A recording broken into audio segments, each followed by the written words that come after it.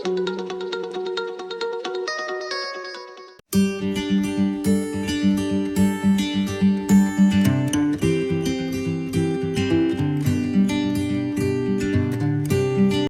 Students, स्वागत है आपका हमारे यूट्यूब चैनल एडिशनल पे। तो आज हम स्टार्ट करेंगे यहाँ पे relation between focal length and the radius of curvature. ठीक है, तो यहाँ पर इसको समझने के लिए हम क्या करेंगे, एक कॉनकेव मिरर कंसिडर करेंगे। क्या कंसिडर करेंगे? कॉनकेव मिरर कंसिडर करेंगे। ये कॉनकेव मिरर लिया, ठीक है। अब ये कॉनकेव मिरर के हम एक प्रिंसिपल एक्सिस जो होता है, हम जो भी जनरली जो ऑब्जेक्ट रखते हैं, जो प्लेस करते हैं, वो कहाँ रखते हैं? इसके प्रिंसिपल एक्सिस पर रखते हैं। ये क्या होता है हमारे पास? ये पोल होता है, ठीक है। हमने यहाँ पर हमने एक पैरेलल रे ली। किसके पैरेलल? प्रिंसिपल एक्सिस के पैरेलल रे ली। ये जो प्रिंसिपल एक्सिस है, अब ये हमने दो पॉइंट, हमने क्या निकालना है? Radius of curvature. Radius of curvature क्या होता है? सेंटर से पोल की डिस्टेंस रेडियस ऑफ कर्वेचर कहलाती है, ठीक है। ये आपको पता होना चाहिए, ठीक है। और यहाँ से जो हम लाइन मिलाते हैं, ये पॉइंट M कंसिडर करते हैं, तो इस लाइन से, इस पॉइंट से इस लाइन को जब मिलाते हैं, तो ये जो लाइन होती है, ये नॉर्मल होता है जो एंगल बनाता है स्फेरिकल सरफेस के साथ 90 डिग्री। कितना एंगल बनाएगा? 90 डिग्री, ठीक है। ये थीटा हुआ एंगल, तो ये थीटा होता है। ये बहुत हम ये चीज़ें 10th क्लास में अपने पढ़ चुके हैं पहले। ये थीटा होगा, ठीक है। अब जब ये इंसिडेंट रे रिफ्लेक्ट होती है फ्रॉम द स्फेरिकल मिरर, तो टकरा के एक पॉइंट पर, जिस पॉइंट को हम क्या बोलते हैं? फोकस। क्या बोलते हैं? फोकस। ये अपन को पता है कि जब पैरेलल रे आती है स्फेरिकल सरफेस से टकरा के, तो उसे अपने फोकस से पास होती है, ठीक है। अब देखो, हम जानते हैं इंसिडेंट रे रिफ्लेक्टेड रे के angle of incident ray angle of reflected ray के बराबर होती है, जो किसके साथ एंगल बनाती है? दोनों ही इन नॉर्मल के साथ। तो ये जो नॉर्मल है, ये थीटा होगा, तो ये भी थीटा होगा, तो ये टोटल एंगल 2 थीटा हो गया। तो ये एंगल कितना कहलाएगा? ये टोटल एंगल 2 थीटा, तो ये भी कितना हो जाएगा हमारे पास? ये 2 थीटा एंगल बन जाएगा। तो यहाँ से यहाँ तक का लेंथ जाएगी फोकल लेंथ। क्या कहलाएगी? फोकल लेंथ कहलाएगी। इसको कैपिटल एफ से रिप्रेजेंट करते हैं, ठीक है। तो यहाँ पर हमें जो रिलेशन निकालना है, वो इन दोनों के बीच का है, सेंटर यानी रेडियस ऑफ कर्वेचर और फोकल लेंथ के बीच का रिलेशन फाइंड करना है। ये हम यहाँ पर हेडिंग डाल रखा है। तो अब हम क्या करते हैं, यहाँ से एक पैरेलल लाइन डालते हैं। अब एक्चुअल में ये कर्व इतना स्मॉल होता है कि इस पोल को ही हम, इस पी पॉइंट को ही कंसिडर करते हैं। इस डिस्टेंस को नेग्लिजिबल मान के चलते हैं, ठीक है। इस डिस्टेंस को नेग्लिजिबल मान लेंगे, तो हम यहाँ पर कंसिडर करेंगे triangle MPC and triangle MPF। तो in triangle MPC and triangle MPF, ये दोनों ही ट्राइंगल को कंसिडर करो। MPC और MPF दोनों ही ट्राइंगल बन रहे हैं। इन दोनों ट्राइंगल में देखो, एक में ये जो है ना PM, तो कौन, इनमें दोनों ट्राइंगल में PM जो है, यानी परपेंडिकुलर दोनों ट्राइंगल का सेम है। तो हम यहाँ पे एंगल दिया है 10 से कंसिडर करेंगे। फर्स्ट वाले MPC के लिए क्या होगा? tan theta. tan theta equal to कितना आ जाएगा? tan थीटा मतलब परपेंडिकुलर अपॉन बेस। तो जिसके सामने एंगल का सामने वाला परपेंडिकुलर होता है, तो ये परपेंडिकुलर क्या हो जाएगा? PM। तो ये PM, इसका बेस परपेंडिकुलर बेस कितना है? PC, ठीक है। इसी तरह से हम tan 2 थीटा कौन से वाले ट्राइंगल के लिए? MPF के लिए। तो यहाँ पे कितना है? इसका भी PM रहेगा, PM अपॉन PF। होगा नहीं होगा? हो जाएगा। अब इन दोनों हम यहाँ पे ये एंगल जो होते हैं थीटा बहुत स्मॉल होते हैं, तो आप tan थीटा को बहुत स्मॉल कंसिडर कर सकते हो। इसी तरह से आप tan 2 थीटा को भी बहुत स्मॉल कंसिडर करेंगे, ठीक है। भी अब एंगल एक्चुअली बहुत स्मॉल होता है, तो tan थीटा को आप थीटा और tan 2 थीटा को 2 थीटा कंसिडर कर सकते हैं। तो इसको लिख सकता हूँ मैं theta equal to PM upon PC, and इसको फर्स्ट इक्वेशन कंसिडर कर लो। और यहाँ पे 2 थीटा इक्वल टू कितना आ जाएगा? PM अपॉन PF हो जाएगा। इसको सेकंड इक्वेशन कंसिडर कर लेते हैं। तो इन दोनों इक्वेशन से बाई इक्वेशन या बाई डिवाइडिंग, कौन को equation? Second divide equation first, ठीक है। ये दोनों को डिवाइड कर लेंगे, तो हमारे पास क्या मिलेगा? 2 theta upon theta equal to PM upon PF divide by, ये करने के बाद ये PC ऊपर चला जाएगा और यहाँ पे PM नीचे आ जाएगा। PM से PM क्या हो गया? कैंसिल। तो मेरे पास क्या है यहाँ पे? PC upon PF। अब हमने यहाँ पे साइन कन्वेंशन में पढ़ा था कि जो डिस्टेंस होती है उनको मेजर करते हैं फ्रॉम द पोल। अब दोनों में पोल से डिस्टेंस आ रही है, पीसी की वैल्यू कितनी जाएगी अकॉर्डिंग टू साइन कन्वेंशन, दोनों ही लेफ्ट साइड में आ रहा है। तो यहाँ पे क्या हो जाएगा, पीसी की वैल्यू, यहाँ पे मैं आपको पीसी की वैल्यू कितनी जाएगी, पीसी की वैल्यू जाएगी मेरे पास -r और पीएफ की वैल्यू जाएगी -f। ठीक है, तो यहाँ पे और ये थीटा से थीटा कैंसिल हो जाएगा, 2/1 इक्वल टू पीसी की वैल्यू कितनी जाएगी -r अपन ये जाएगा -f। तो ये r इक्वल टू 2f या f इक्वल टू कितना हो जाएगा मेरे पास, f इक्वल टू जाएगा r/2। ये दोनों ही रिलेशन यानी एक ही रिलेशन है, इनको आप इस तरह से लिख सकते हो। ठीक है, तो यहाँ हमें इसी रिलेशन से पता चलता है कि जो रेडियस ऑफ कर्वेचर होता है वो फोकल का ट्वाइस होता है, फोकल लेंथ का ट्वाइस होता है, या फोकल लेंथ जो होती है वो रेडियस की हाफ होती है। ठीक है, यहाँ तक समझ में आया। ठीक है, अब इसके बाद हम आगे बढ़ते हैं कि भाई what is the mirror formula, mirror formula को किस तरह से अपन सॉल्व करेंगे। ठीक है, नाउ अब हम यहाँ स्टार्ट करते हैं कि भाई मिरर फॉर्मूला को किस तरह से हम डिराइव करेंगे। तो इसको डिराइव करने के लिए हम वापस से यहाँ पे कॉनकेव मिरर कंसिडर करते हैं। कॉनकेव मिरर, ये जो रिजल्ट इसके जो मिलेंगे वो कॉन्वेक्स और कॉनकेव दोनों के लिए एप्लीकेबल है। तो आप कॉनकेव थोड़ा इजी होता है समझने के लिए, इसलिए हम जनरली कॉनकेव मिरर ही कंसिडर करते हैं। ठीक है, अब यहाँ पे थोड़ा सा ये कॉनकेव मिरर बनाया आपने, तो इसके वही प्रिंसिपल एक्सिस, ये सेंटर पोल हो गया। ठीक है, हमने वही सेंटर कंसिडर किया इसका, भाई ये सेंटर है और ये फोकस हो गया। हमने क्या कोई ऑब्जेक्ट यहाँ पर रखा, ठीक है, ऑब्जेक्ट हमने यहाँ पर रखा, सेंटर को थोड़ा सा डिस्टेंस पर लेते हैं ताकि ये इमेज में। ठीक है, अब यहाँ पे जो हमने ऑब्जेक्ट लिया है ये ए बी, ठीक, ए बी ऑब्जेक्ट यहाँ पे लिया। तो जब हम इस फॉर्मूले को डिराइव करते हैं तो उसके लिए हम सबसे पहले जो स्टार्टिंग पॉइंट होता है वो इस पॉइंट से हम स्टार्ट करते हैं कि भाई हमने ऑब्जेक्ट प्रिंसिपल एक्सिस पे रखा है, ये पोल है और ये कहीं डिस्टेंस से भी कुछ आगे डिस्टेंस पर हमने लिया है। तो हम इसे 3 रेज निकालेंगे, कितनी 3 रेज यहाँ पे निकालेंगे। 3 रेज, एक रेज तो होगी इसके पैरेलल, किसके प्रिंसिपल एक्सिस के पैरेलल रेज डालेंगे जो कहाँ से रिफ्लेक्ट होती है, इसके फोकस। ठीक है, ये आपको पता है। और एक रे हम डालेंगे जो एक रे होगी वो जाएगी पोल से, तो एक पोल से डाली रिफ्लेक्ट होके वापस इस तरफ आएगी। ठीक है, और एक रे डालेंगे इसके सेंटर से। तो सेंटर से जब कोई रे पास करते हैं तो आपको यहाँ पे दिखेगा कि जब आप पास करोगे तो ये इस तरह से रिफ्लेक्ट होके, अब जो सेंटर से जो लाइन जाती है स्फेरिकल मिरर पे ये 90 डिग्री एंगल बनाती है, तो वापस अपने पाथ को ट्रैक कर रहा है, नहीं कर रहा है। ठीक है, तो ये इधर जाएगी और ये वापस अपने पाथ को ट्रैक करेगी। तो ये जो यहाँ पर आप देखोगे कि ये जो यहाँ पर पॉइंट बनेगा ये ए डैश और ये बी डैश, ये ऑब्जेक्ट जो रखा हुआ है ये ऑब्जेक्ट है और ये क्या है हमारी इमेज, क्या है ये इमेज।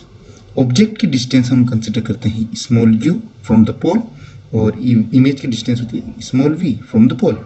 ठीक है, ये कैपिटल एफ जो है ये फोकल लेंथ है, तो यहाँ से यहाँ तक की डिस्टेंस स्मॉल एफ हो जाएगी और सेंटर से डिस्टेंस हो जाएगी इसकी कैपिटल आर, ये आपको याद रखना है। ठीक है, अब हम आगे बढ़ते हैं। यहाँ पर हम सिमिलर ट्राइंगल कंसिडर करें, कौन सा, A B C and A dash B dash C. इन ट्राइंगल कौन सा, A B C and A dash B dash C, ये दोनों ही क्या है, ये सिमिलर है। ठीक है, इन दोनों ट्राइंगल को आप देखो, ये दोनों ही ट्राइंगल सिमिलर है क्योंकि ये दोनों एंगल बराबर हैं और इन दोनों का जो ये बेस है वो भी दोनों का बराबर है। तो सिमिलर होने की वजह से हम क्या कंसिडर करेंगे कि यहाँ पर जो A dash B dash upon A B similar होते हैं, तो हम इस तरह से लिख सकते हैं A dash B dash upon A B equal to, ये एक्चुअली इमेज बनती है बी डैश और ये ए डैश है। ठीक है, तो यहाँ पे B dash C upon B सी लिख सकते हैं, ये फर्स्ट इक्वेशन हो जाएगी। इसी तरह से ट्राइंगल देखो आप, ये पॉइंट एम कंसिडर करते हैं। ठीक है, ये जिससे रिफ्लेक्ट हो रहा है ये एम पॉइंट होता है और यहाँ पर इसको ये इसको अपन एक्चुअली बहुत स्मॉल डिस्टेंस होने की वजह से ये भी पोल ही होता है। ठीक है, तो यहाँ पर ट्राइंगल कंसिडर करेंगे अपन नेक्स्ट वाला, in triangle M P F and A dash B dash F. ठीक है, तो यहाँ पर भी देखो आप, ये वाला ट्राइंगल भी इसके सिमिलर होगा, ये एंगल दोनों बराबर होगा, तो यहाँ पर भी वैसे कैसे कंसिडर करेंगे A dash B dash upon P M equal to B dash F upon ये बी डैश एफ हो गया और ये क्या हो पी एफ। ठीक है, इसको सेकंड नहीं, अभी इसको इसमें एक चीज़ और देखो, ये पी एम जो है, ये पी एम जो है ये ए बी के बराबर है नहीं, है ना। तो यहाँ पे क्या लिख सकता हूँ मैं, क्योंकि पी एम की वैल्यू किसके बराबर है, हाइट ऑफ जो पी एम है वो हाइट ऑफ ऑब्जेक्ट के बराबर है। तो इसलिए हम क्या लिख सकते हैं, ये ए बी की वैल्यू पी एम के बराबर जाएगी। तो यहाँ पर इस इक्वेशन को मॉडिफाई करने के बाद मेरे पास वापस से क्या मिल जाएगा, A dash B dash upon A B equal to B dash F upon P F. अब इसको सेकंड इक्वेशन कंसीडर कर लो। ठीक है, तो इन दोनों इक्वेशन में देखो आप, ये दोनों इक्वल आ रहे नहीं आ रहे, A dash B dash upon A B और A dash B dash upon A B. तो इन दोनों को इक्वेट कर दूंगा। तो यहाँ पे लिख सकता हूँ मैं B dash C upon P C equal to B dash F upon P F. ठीक है, इसको थोड़ा सा मैं इधर इस दो पार्ट में डिवाइड कर देता हूँ। ठीक है, ये बी डैश है। अब इन दोनों में मैंने एक चीज़ आपको साइन कन्वेंशन में बताई है कि जो डिस्टेंस होती है हमेशा वो हम ऑलवेज मेजर फ्रॉम द पोल। तो यहाँ पे देखो बी सी आ रहा है, ये भी बीच में से आ रहा है, तो पोल से इसके डिस्टेंस मेजर करें। तो जैसे मान लो ये हमारे बी डैश सी है, तो बी डैश सी यहाँ से यहाँ तक का डिस्टेंस है, तो पोल से कैसे कन्वर्ट इसको निकालेंगे, P C minus P B dash. इसको क्या लिखता हूँ मैं, P C minus P B dash upon B C ये रहा, इसकी distance P B minus P C, P B minus P C लिख सकता हूँ। इसी तरह से बी डैश एफ है, तो P B dash minus P F लिख सकता हूँ। और जो पी एफ है ऑलरेडी कहाँ से है, पोल से। ठीक है, तो ये जो डिस्टेंसेस हैं, ये डिस्टेंसेस हम जो मेजर कर रहे हैं वो पोल से हैं। तो हम इनकी सबको जो हमने मार्क कर रखा है, जो हमने पहले ही ऑलरेडी मैंने यहाँ पे डिफाइन किया हुआ है सबको, उनकी वैल्यू अपन लिखें according to sign convention. P C को मैं ये लिख सकता हूँ माइनस का आर। ठीक है, और माइनस आर को हम क्या लिख सकते हैं, आर की वैल्यू हमने पढ़ा था ना रिलेशन से जस्ट पहले, कि आर की वैल्यू ट्वाइस ऑफ एफ के बराबर होती है, तो 2f को लिख सकता हूँ माइनस पी सी के हो गए। पी बी क्या होगा, पी बी यहाँ से यहाँ तक की डिस्टेंस है ऑब्जेक्ट की, तो माइनस का यू, ये एक्चुअल मेरे को पी बी, इसके बाद हमारे पास ये पी बी डैश हो गया। पी बी हमने निकाला, पी बी डैश क्या लिख सकता हूँ मैं, पी बी डैश इमेज की डिस्टेंस है from the pole minus V. और माइनस क्यों ले रहा हूँ, क्योंकि हम जब डिस्टेंस ले रहे हैं वो लेफ्ट साइड में ले अकॉर्डिंग टू साइन कन्वेंशन। ठीक है, तो साइन कन्वेंशन के साथ से सब नेगेटिव होगा क्योंकि सब लेफ्ट साइड में है। और इसके बाद मैं बात करता हूँ पी एफ की, तो पी एफ जो है वो माइनस एफ होगा। ठीक है, सब कुछ हमने यहाँ निकाल सके, पी एफ आ गया, ये पी बी डैश हो गया, पी सी हो गया, पी बी डैश हो पी सी। ठीक है, इसकी वैल्यू हम क्वेश्चन नंबर 3 में पुट करते हैं। तो ये हो जाएगा माइनस का 2f प्लस का v माइनस का u plus 2f equal to minus का v plus f upon minus f। ठीक है, अब यहाँ पे देखो आप, इनको क्रॉस मल्टीप्लाई करूँगा मैं, इसको इससे और इसको इससे, इसको इससे मल्टीप्लाई कर देंगे, इसको इससे मल्टीप्लाई कर देंगे, तो हमारे पास हो जाएगा 2f square minus V F equal to U V minus का 2vf माइनस का U F plus 2f square. ठीक है, अब देखो यहाँ पे वी एफ, ये वी एफ है। ठीक है, एक इससे कैंसिल हो जाएगा, तो एक वी एफ से एक वी एफ यहाँ पे गायब हो जाएगा। ठीक है, 2f स्क्वायर से 2f स्क्वायर पूरा उड़ा देंगे। ठीक है, तो यहाँ पर हमारे पास मिलेगा, हमारे पास V F equal to U V minus U F. ठीक है, अब ये जो इक्वेशन मिल रही है, इस इक्वेशन में क्या कर दूंगा मैं, divide by you V F. किससे डिवाइड कर देंगे, इस इक्वेशन को डिवाइड बाई, इसको क्वेश्चन नंबर 4 मान लो है, तो इसको डिवाइड बाई 4 को डिवाइड कर देंगे यू वी एफ से। तो यू वी एफ से डिवाइड करूंगा तो मेरे पास क्या आ जाएगा, ये वी एफ है, उसको U V F equal to, यहाँ यू वी है, ये U V F minus U V F, U F से यू एफ गया, यू वी से यू वी गया, और वी एफ से वी एफ गया, तो 1 upon U equal to 1 upon F minus 1 upon V. तो इसको आप इस तरह से अरेंज कर लो, 1 upon F equal to 1 upon you plus 1 upon वी। ये हो जाएगा हमारे पास मिरर फॉर्मूला। ठीक है, ये आपको हमेशा याद रखना है, ये मिरर फॉर्मूला है। ठीक है, आया समझ में, बहुत ईजी है, इस तरह बहुत ईजी तरीके से आप इसको समझ सकते हैं, ये मिरर फॉर्मूला जाएगा। अब इसके बाद बात करते हैं हम लीनियर मैग्निफिकेशन की। अब लीनियर मैग्निफिकेशन फॉर स्फेरिकल में क्या होगा, करते हैं हम लीनियर मैग्निफिकेशन। क्या होता है, लीनियर मैग्निफिकेशन, इसको इसको इसमें एम से रिप्रेजेंट करते हैं। इसका फॉर्मूला होता है आई को M equals to I by O. I क्या होता है? Height of image upon height of object. ठीक है, अब इसके लिए हम कंसिडर करते हैं, इस वाले फॉर्मूला को सॉल्व करने के लिए हम यहाँ पे कंसिडर करते हैं रिसेंट जो हमारा डायग्राम था ये वाला, कॉन्केव सरफेस में अपन ने ये ऑब्जेक्ट यहाँ रखा था, इमेज यहाँ बनी थी, तो इसी के हिसाब से हम इसको आगे सॉल्व करेंगे।